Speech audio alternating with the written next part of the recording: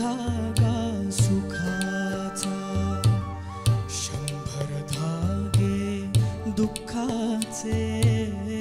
एक धागा सुखाचा, 100 धागे दुःखाचे. जर तारी हे वस्त्र माणसा तुझी आयुष्याचे. एक धागा सुखाचा. एक धागा सुखाचा, 100 धागे दुःखाचे.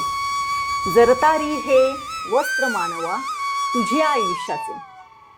गेली 62 वर्ष याच ओळींच्या आधारे सिंधुदुर्गचं मँचेस्टर म्हणून ज्या गावाला ओळखलं जाते त्या वजराट या गावामधून हा व्यवसाय, यंत्रमागाद्वारे हातमागाद्वारे सुरू झालेला हा व्यवसाय अव्याहतपणे सुरू ठेवणारं एक कुटुंब आज आपल्या बरोबर गप्पा मारणार आहे. आणि ते आहेत सुधाकर भोसले. सुधाकर भोसले यांच्या वडिलांनी 1952 मध्ये वजराटमध्ये हा हँडलूमचा किंवा हातमागाचा व्यवसाय सुरू केला. सिंधुदुर्गची जर परिस्थिती 1952 साली जर बघितली तर अत्यंत ग्रामीण होती आणि त्यात करून वजराट हा गाव तर अत्यंत एका बाजूला असलेला. परंतु तरीही जोमाने आणि चिकाटीने हा व्यवसाय त्यांनी सुरू केला. त्यांच्या पश्चात त्यांच्या मुलाने म्हणजे सुधाकर काकांनी आणि त्यांच्याही पश्चात किंवा त्यांच्याबरोबर त्यांचा मुलगा वामन हा व्यवसाय बघतो. एकूणच यंत्रमाग हातमाग याचं काय गणित आहे आणि चिकाटीने हा व्यवसाय सुरू ठेवण्यामागे त्यांच्या भावना काय आहेत याचबद्दल आज आपण संवाद साधणार आहोत आजच्या खादी दिनाच्या दिवसानिमित्त. काका तुमचं खूप खूप स्वागत आहे. नमस्कार. सगळ्यात पहिल्यांदा म्हणजे तुमचं खूप खूप अभिनंदन की एवढ्या चिकाटीने तुम्ही हा व्यवसाय सुरू ठेवलेला आहे. आपण बघतो यंत्रमाग हातमाग हे जेव्हा बघतो तेव्हा साधारणपणे इचलकरंजी आपल्या डोळ्यासमोर येते. परंतु सिंधुदुर्ग जिल्ह्यामध्ये हे जे काही दृश्य आहे ते कुठेच बघायला मिळत नाही. म्हणजे अभावानेही सुद्धा आपण म्हणू तर बघता येणार नाही. परंतु तुम्ही हा व्यवसाय सुरू ठेवलेला आहे. काय ते सुरुवातीचं कसं हे होतं? तुमच्या वडिलांनी व्यवसाय सुरू केला तेव्हा इथली परिस्थिती काय होती? तेव्हा इथली परिस्थिती सगळी लोक ग्रामीण भागातले असल्यामुळे गरिबी ही त्यांच्या सुखदुःखाला दाटलेली होती. त्यामुळे आमच्या गावामध्ये घरोघरी 1952 साली त्यानंतर वडिलांनी 52 सालापासून सुरुवात केली. मग घरोघरी प्रत्येकाने हात माग घालून हा व्यवसाय चालू ठेवला आहे. त्याकरिता 3-4 अशा व्यक्ती होत्या. ते स्वतः सूत बेळगावरून आणायचं आणि त्याला सप्लाय करायचं. त्याने काढलेला माल परत आपण रिटर्न घ्यायचा आणि तो मार्केटमध्ये विकण्याचं काम हे वडील अधिक आणि 4 माणसं होती गावातली प्रतिष्ठित त्यांच्यामार्फत हे चालू होतं. पण मध्यंतरीच्या आता काळामध्ये ते बरेचसे लोक पावलेले आहेत. पॉवरलूम हा व्यवसाय 1985 चालू झाल्यामुळे हातमागावर काम करणारी कोणी व्यक्ती मिळेना.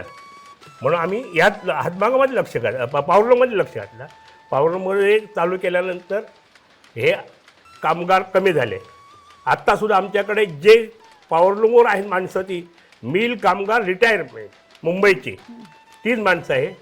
ग्रामीण भागातली 1-2 माणसं शिकण्याच्या पलीकडे त्यांनी काही केलं नाही किंवा त्यांनी त्यामध्ये लक्षच दिलं नाही म्हणायला हरकत नाही. आता हे जे हे आहेत आमच्याकडे आता हे 25 वर्षीय कामगार आहेत. आता त्यांचं वय 60-62च्या पुढे आहे. समजा उद्या जर त्याला काही हे झालं तरी आमच्याकडे आता कामगार नाही अशी म्हणायला परिस्थिती निर्माण झालेली आहे. तरी आम्ही स्वतः इथं राबत असतो. मुलगा म्हणा, मी म्हणा, सून म्हणा, बायको म्हणा, हे काम स्वतः करत असतो. बॉबिन काढणे किंवा इतर कताई करणे हे जे विषय आहेत की नाही ते आम्ही घरगुती करत असतो. त्यामुळे सध्या तरी तो जिवंत आहे. बरोबर.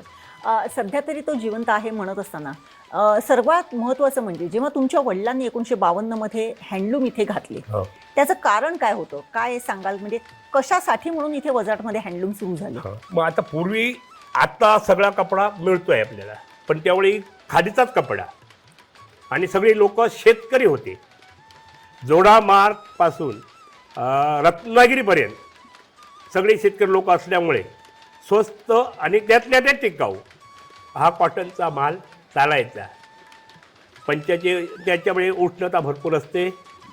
त्यामुळे पावसाच्या दिवसात आता पाऊस कमी झाला आहे सध्याच्या काळात, पण त्यावेळी 4-4 महिने 5-5 महिने पाऊस असायचा आणि त्या पाऊस असल्यामुळे ते पंचा हा उबदार असतो आणि सर्वांनाचा स्वस्त त्यावेळी हे होतं ना, गरिबांना तो यूज करण्यासाठी तो हे होतं.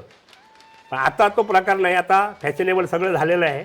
पण तो मूळ उद्देश हा होता गरिबांना त्यामागून आम्हाला उत्पन्न मिळेल हे ते गोष्टी झाली, पण त्याला नेसायला वगैरे मिळत होता.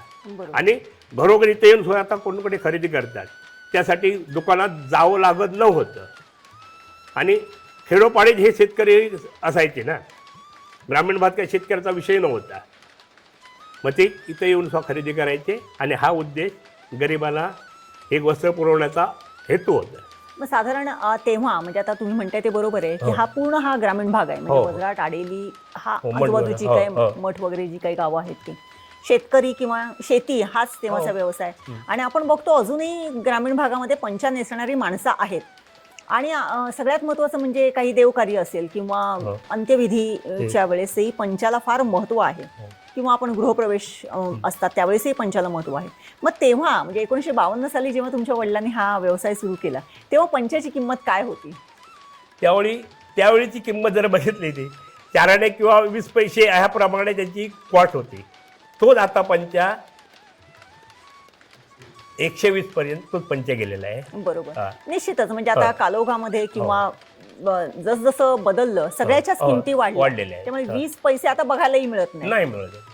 मी तर म्हणेन की 120 रुपये ही सुद्धा फार अगदी नगण्य किंमत आहे की ज्याच्यावरती आणि इथल्या इथे बनलेले टिकाऊ आणि इथल्या वातावरणाला उपयुक्त असं जे काही तुम्ही मटेरियल बनवता किंवा हे जे काही खादीचे पंचे बनवता ते निश्चितच उपयोगाचे आहेत. तुम्ही सुरू केलं, म्हणजे तुमच्या वडिलांच्या पश्चात तुम्ही सुरुवात केलं, तुम्ही सुद्धा चिकाटीने हा धंदा तुम्ही सुरू ठेवलेला आहे. तुमच्याच पुरतं मर्यादित नाही तर तुम्ही तुमच्या मुलाला देखील याच व्यवसायामध्ये आणलेलं आहे. आता जर बघितलं तर आताची मुलं ह्या गोष्टींकडे बघायला मागत नाहीत. मग त्याला तुम्ही, कारण त्याने शिक्षण घेतलेलं असणार, स्वतः त्याने कुठे ग्रॅज्युएट झालं असेल, मग त्याला इथे ओढून घेण्यासाठी किंवा त्याला याच्यामध्ये स्थिरावण्यासाठी तुम्हाला काय सायास करावे लागले का? नाही, घरगुती धंदा असल्यामुळे त्याला सायास करण्याची काय गरज नाही.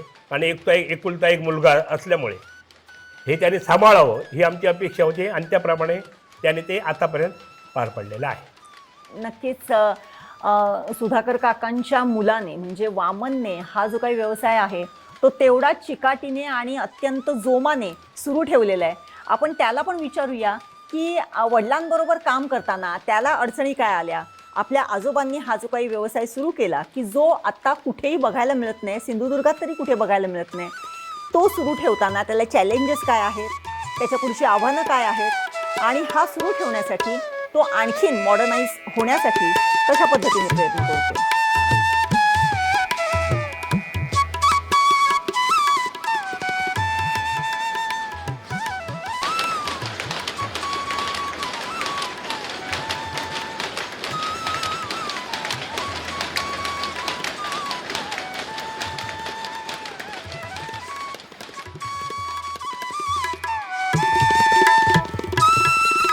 आजकालचे जर तरुण बघितले तर आपण बघतो एकतर हातामध्ये स्मार्टफोन आणि चालवायला पल्सर, असं हे मनमोजी म्हणून इकडे तिकडे फिरायचं असंच थोडंसं एक दृश्य दिसते.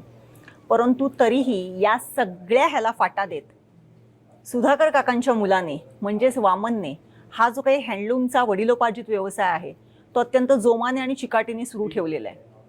स्वतः BCom पर्यंत शिक्षण घेतलेलं आहे आणि तरीही हा जो काही व्यवसाय आहे तो सुरू ठेवण्यासाठी, तो पुढे आणखीन वाढवण्यासाठी त्याचा नेहमीच कल राहिलेला आहे आणि त्या दृष्टीने त्याने याच्यामध्ये भरपूर अशा काही सुधारणा देखील केलेल्या आहेत. नवीन आधुनिकतेकडे जेव्हा जाताना काही गोष्टींची आवश्यकता आहे त्याची देखील जोड देत या व्यवसायाला आणखीन कशी उभारी येईल, आणखीन कशी ऊर्जा मिळेल याच्यासाठी त्याचा प्रयत्न आहे. वामन, खूप खूप स्वागत आहे. नमस्कार. खरं तर तुझ्यासारख्या तरुणाकडे बघितलं तर असं वाटते, म्हणजे जसे मी आता म्हटलं तसं वेगळ्या विषयांकडे जाण्याचा कल असतो. शिक्षण घेतलं, एकतर मुंबईत जायचं, पुण्यात जायचं, कुठेतरी नोकरी करायची आणि आपला चरितार्थ चालवायचा, असा एक थोडासा ट्रेंड आतासुद्धा आपल्याला इथे आढळून येतो. परंतु तसं न करता वजराटसारख्या गावात हा वैशिष्ट्यपूर्ण असा व्यवसाय चिकाटीने सुरू ठेवला आहे. काय सांगशील, वडिलांच्या बरोबर काम करताना कसं वाटतंय? कुठे अशी खंत आहे का मनात की आपण चुकीच्या दिशेला जातोय? नाही, निश्चितच नाही. कारण आजोबांनी हा धंदा आमचा सुरुवात केला, त्याच्यानंतर वडिलांनी हा धंदा आमचा सांभाळला. त्याच्यानंतर मी त्यांच्याबरोबरही हे काम करतो. आता मागची नाही म्हटलं तरी 15 ते 10-15 वर्ष मी या धंद्यात आहे. मला तर असं काही वाटत नाही की मी हे करतोय म्हणजे काही चुकीचं करतोय किंवा काही वेगळं करतोय, असं मला अजिबात खंत वाटत नाही आहे. कारण पूर्वापार चाललेला हा धंदा मार्केट आहे. वडिलांनी किंवा आजोबांनी करून दिलेले जे मार्केट स्थापन केलं आहे इथे सिंधुदुर्गात म्हणा, गोव्यात म्हणा, त्यांची सगळ्यांची साथ, व्यापाऱ्यांची साथ मला भेटते आहे बरोबर. त्यामुळे मला तर असा कधी वेगळं फेस करण्याचं असं हे झालं नाही. जे चाललं आहे, जे व्यवस्थित चाललं आहे. फक्त काय आहे, काही गोष्टी आहेत आत्ताच्या स्थितीमध्ये जे रेट वाढत आहेत किंवा कॉटनचे म्हणायचं त्याच्याशी कंपेअर किंवा साऊथच्या मालाशी कंपेअर करण्यासाठी आम्ही थोडेसे मागे पडतो.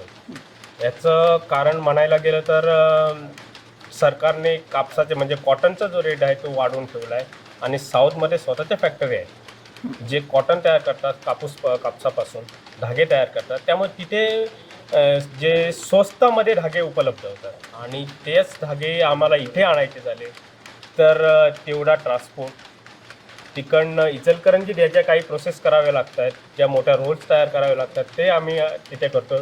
तिथून इथे आणण्याचा ट्रान्सपोर्ट, ह्या ट्रान्सपोर्टेशनच्या ह्याच्यात आमचा रेट थोडासा वाढलेला दिसतो त्यांच्या तुलनेने. त्यामुळे थोडेसे सरकारने पण ह्याच्याकडे लक्ष देणं गरजेचं आहे. जे कॉटनचे रेट जे आमचे थोडेसे मेंटेन किंवा कमी ठेवणे तरच हा धंदा आमच्यासारख्या गावात आम्ही व्यवस्थितपणे चालू शकतो. कारण बघायला गेलं तर आता कोकण म्हणा किंवा गरीब लोकांसाठी हा पंचा हा शक्य आणि त्याचा रेट वाढवणं आम्हाला पण पटत नाही. कारण आजोबांनी जेव्हा सुरुवात केली तेव्हा 20 पैशापासून सुरुवात केली आणि आम्ही आता 120 मध्ये गॅप पडला आहे. 20 नाही म्हटलं ते 60 वर्ष होऊन 60-70 वर्ष झाली आता. रेटमध्ये डिफरन्स पडत आहेत पण 120 सुद्धा म्हणजे एवढी मेहनत घेऊन ते आम्हाला पण त्याच्यात तसा मोठा नफा भेटत नाही आहे. म्हणजे ज्या वेळेला प्रोडक्शन कॉस्ट कमी होईल त्याच वेळेला आम्हाला काहीतरी त्याच्यात फायदा मिळू शकतो. बरोबर. पण आता हे करताना तर जसं तू म्हणालास की साऊथकडून येणाऱ्या कपड्याचा तुम्हाला कॉम्पिटिशन आहे कारण तिथे धागे स्वस्त मिळतात. या सुद्धा प्रोसेससाठी इचलकरंजीला जावं लागते कारण मोठे रोल्स वगैरे जे काय आहेत ते तिथून तुम्हाला करून आणावे लागतात. मग याला जर समजा पर्याय इथेच करायचा असेल सिंधुदुर्ग जिल्ह्यामध्ये तर काय करायला पाहिजे? कारण आता माझ्या माहितीप्रमाणे राणेसाहेबांनी बऱ्यापैकी या इंडस्ट्रीज ज्या आहेत सूक्ष्म, लघु, मध्यम याच्यासाठी खूप चांगल्या पद्धतीने एक पाथ तयार करून दिलेला आहे. त्याचा कसा उपयोग झाला किंवा त्याच्यासाठी काही प्रयत्न केले गेलेले होते का? हां, म्हणजे निश्चितच जेव्हा 2018 साली आम्ही पण जेव्हा ह्या मशनी घ्यायच्या होत्या त्याचे कॉस्ट एकतर 9 लाखाच्या 10 लाखाच्या वरती होते. 3 मशनी घ्यायच्या आल्या म्हणजे तेवढे रक्कम टाकून घेणंसुद्धा पॉसिबल नव्हतं. त्यावेळेस आम्ही PMGPमधनं एक मशीन आम्ही इथे घेतली, बाकीच्या मशीन आम्ही ओनमध्ये घेतल्या आणि त्याच्यावर सरकारकडनं आम्हाला सबसिडी 35% सबसिडी जी महिलांसाठी मिळते. आम्ही मिसेसच्या नावावर करून त्या पण आमच्याबरोबर सक्तीने काम करतो आपण.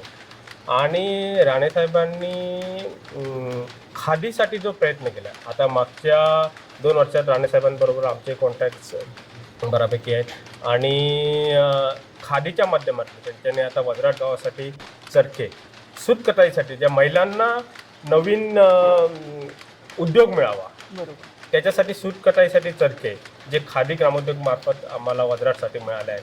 थोडक्यात आणखी 1-2 महिन्यात त्याचं पण प्रोडक्शन इथे चालू होईल बरोबर आणि प्युअर खादीचा पण कपडा इथे भेटू शकतो.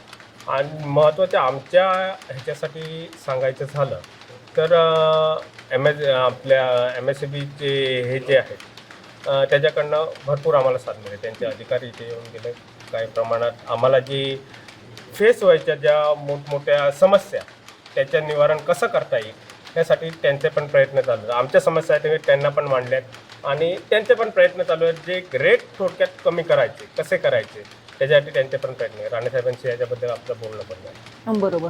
आता हे सगळं करत असताना म्हणजे आता तुमचं पूर्ण कुटुंबच ह्या व्यवसायामध्ये आहे. वडील आहेत, तुमच्याबरोबर तुमच्या पत्नी पण काम करतात, आई देखील हे सगळं हँडल करत असते. हे करत असताना आता जेव्हा तुमच्या मुलांचा जेव्हा प्रश्न निर्माण होईल की बाबा त्याने ह्या व्यवसायात यायचं का, तर तुझी मानसिकता असेल का की त्याला ह्या व्यवसायामध्ये घेऊन जायचं की नको, आता आपल्यापर्यंत केलं पुढे त्याने बाबा दुसरा कुठला तरी एक मार्ग चोखाळावा? निश्चितच, कारण कसं आहे, आत्तापर्यंत आम्ही चालवलं ते म्हणजे एक मेंटेन ठेवून, म्हणजे थोडक्यात मोठा नफा मिळवून असं काही नाही. पण पुढच्या काळात बघायला गेलं तर नफा मिळवल्याशिवाय त्याच्यात पर्यायच राहणार नाही, कारण आपण काय म्हणतो तेवढ्यावर आपलं काही भागू शकत नाही. पण आम्ही जे आता मशनी घेतल्या आहेत तिथे त्या टोटली ऑटोमॅटिकली मशनी घेतल्या आहेत. म्हणजे ह्याच्यावर आत्ता आम्ही पंचा घेतो, पण ह्या मशनरी बनल्या आहेत ह्या shirt piece, pant piece, even designing करण्यासाठीच्या मशनरी आहेत. त्याचं पुढचं धोरण ठेवून आम्ही ह्या मशनी खरेदी केलेल्या आहेत, जेणेकरून आत्ताच जे 85 साली आजोबांनी घेतल्या होत्या त्याच्यात लिमिटेड प्रोडक्शन किंवा त्याच्यावर डिझायनिंग आणि ह्या गोष्टी होत नव्हत्या. पण आम्ही पुढचा विचार करून डिझायनिंगच्या मशनी घेतल्या आहेत, जे निदान पुढे याच्या पुढे आपण डिझायनिंग किंवा अदर काही असू दे, म्हणजे कुठचाही कपडा बनवायचा झाला तरी त्याच्यासाठी आपण कमी पडता का म्हणे, या दृष्टीने आम्ही एक पाऊल पुढे टाकलं आहे. त्याच्यामुळे याच्या पुढे नवीन टेक्नॉलॉजी येईल त्याच्यासाठी आम्ही प्रयत्न करतो. त्या दृष्टीनं मग मुलांचं भवितव्य किंवा ते कसे काय हे करतील ते मोठं आत्ताच आपण काय सांगू शकत नाही, कारण एक तर 6 वर्षाचे किंवा दुसरा 6वीत आहे. आत्ता आपण त्याच्याशी काही हे करू शकत नाही. पण ठीक आहे, ते पण त्यांचा पण लक्ष असतं, स्वतः छोटे मुलं येऊन मशीन चालू करणं आणि हे गोष्टी त्या पण हळूहळू शिकतायत, करतायत. नाही, नक्कीच तुमच्या पावलाती पावलं पुढे ठेवून त्यांचं सुद्धा या क्षेत्राच्या दृष्टीने आत्ता तरी वाटचाल सुरू आहे किंवा मानसिकता आहे निश्चितच. आणि पुढे जेव्हा आणखीन ह्याच्यामध्ये मॉडर्नायझेशन होईल तेव्हा त्यांच्या आधुनिकीकरणाची किंवा त्यांच्या शिक्षणाची जोड जर ह्याला मिळाली तर किंबहुना हा जो तुमचा एका या एवढ्या शेडमध्ये लिमिटेड असलेला त्याला कदाचित व्यापक स्वरूप मिळेल असं सुद्धा नाकारता येत नाही. ही सुद्धा आता जसं म्हणालास की ह्या फक्त पंचे बनवण्यासाठी नाही आहेत, तर वेगवेगळे म्हणजे खादीचं कापड, शर्ट पीस, पॅन्ट पीस किंवा जसं पाहिजे तसं डिझाईन. आता कसं आहे, खादी म्हटलं की आपल्याला फॅन्टसी असते, आपण खादी ची जेव्हा प्रदर्शन होतात तेव्हा आवर्जून जातो, काही ना काहीतरी खरेदी करतो. परंतु जनरल जे कापड असते त्याच्यापेक्षा त्याची किंमत जवळजवळ 3-4 पटीने जास्ती असते आणि मग ते परवडत नाही. मग आपण म्हणतो की अरे बापरे, एवढी किंमत आहे, नको घेऊया. जरी ते सुटेबल असलं, आपल्या वातावरणाला, आपल्या ह्या सगळ्या क्लायमेटला सुटेबल असलं, घेण्याची इच्छा असली तरी किंमत बघून कुठेतरी सर्वसामान्य माणूस 2 पावलं पाठी येतो. याला ओव्हरकम आपण करू शकतो का, किंवा काय ते हे म्हणजे हे किंमत वाढण्याची कारणं काय आहेत? किंमत वाढण्याची महत्त्वाची कारणं म्हणजे कॉटन जे कापसापासून धागा तयार होतं, 100% कॉटन जो आहे ना तो खूप महाग आहे सध्या ह्या मशनीसाठी लागणारा. आणि खादी आपण जो म्हणतो त्याची प्रोसेस आहे, खादी हाताने तयार करायचं सगळं. आता त्याच्यात मशीनचा वापर जरा पण करता कामा नये, त्याला खादी म्हटलं जातं. तो प्युअर कापसापासून धागा स्वतः आम्ही तयार करतो, स्वतः इथे लेडीज लोक तयार करणं, त्याच्यापासून हे सगळं रोलिंग तयार करणं आणि त्याच्यापासून हे करणं. त्याच्यासाठी प्रोसेस म्हणजे इव्हन हा एक पंचा तयार करायला, जिथे मी आता 20 मिनिटात तयार करतो, खादीमध्ये तोच तयार करायला पूर्ण तुम्हाला दिवसाची गरज भासणार आहे.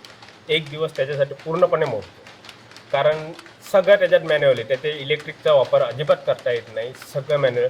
त्याच्यामुळे माणसांचे आता वाढलेले पगार आणि हे सगळं मेंटेन करण्यासाठी खादीचे रेट हे ऑलमोस्ट वाढून आहेत सध्या. बरोबर, म्हणजे हे कारण आहे. आणि मुळात आधी ती माणसं सुद्धा आता मिळणं, कारण सूत कताई करणं किंवा त्या धाग्यांवरती काम करणं हे सुद्धा खूप जिकिरीचं झालेलं आहे.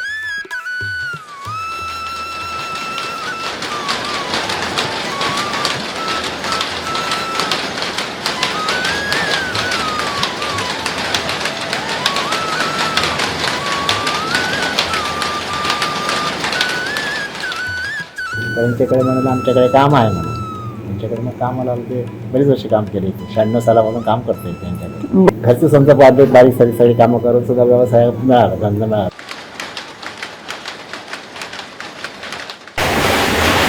या पारंपरिक व्यवसायामध्ये भोसलेंच्या घराण्यातल्या सुना ह्या देखील तेवढ्याच जोमाने कामाला लागल्या. मी विचारेन शुभांगी भोसले यांना, की ज्या सुधाकर काकांच्या मिसेस आहेत आणि वामनच्या आई आहेत. जेव्हा तुम्ही आलात इथे, एक पारंपरिक उद्योग ह्या घरामध्ये सुरू होता, कसं काय तेव्हा तुम्ही ऍडजस्ट केलं आणि मदत कशी करायला सुरुवात केलीत? कारण माझं माहेर गोव्याला आहे, मी गोव्याची आहे.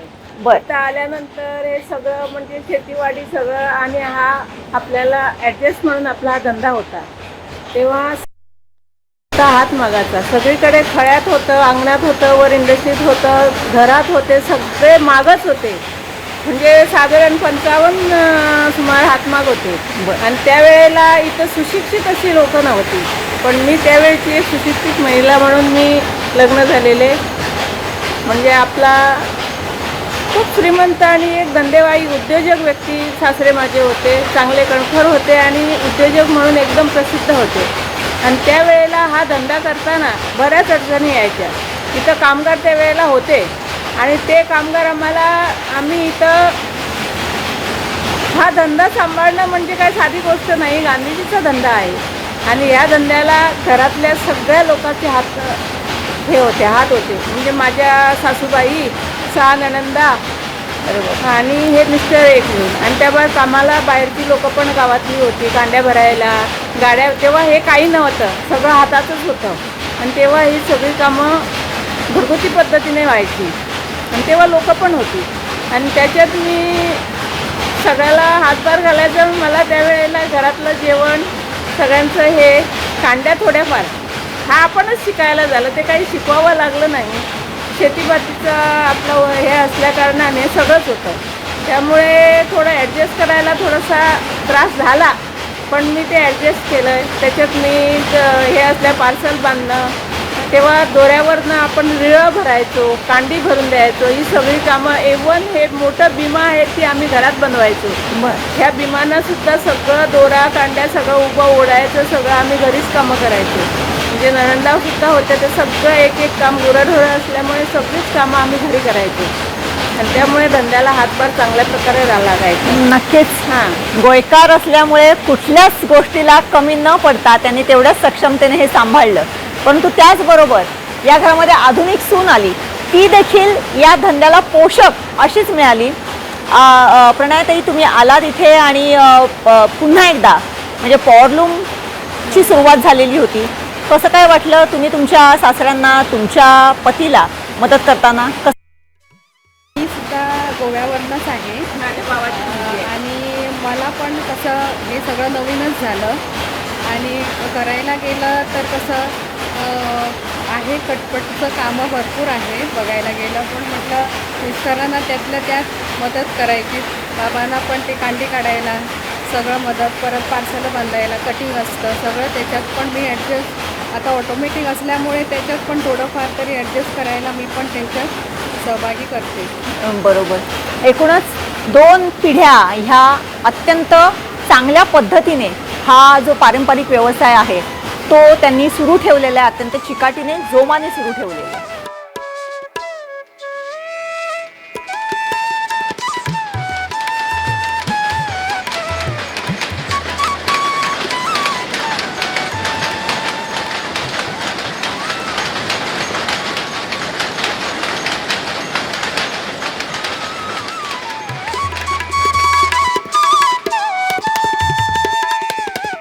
चॅलेंजेस आहेत हे चालवताना, कामगार मिळत नाहीत, कसं काय चालवता हे?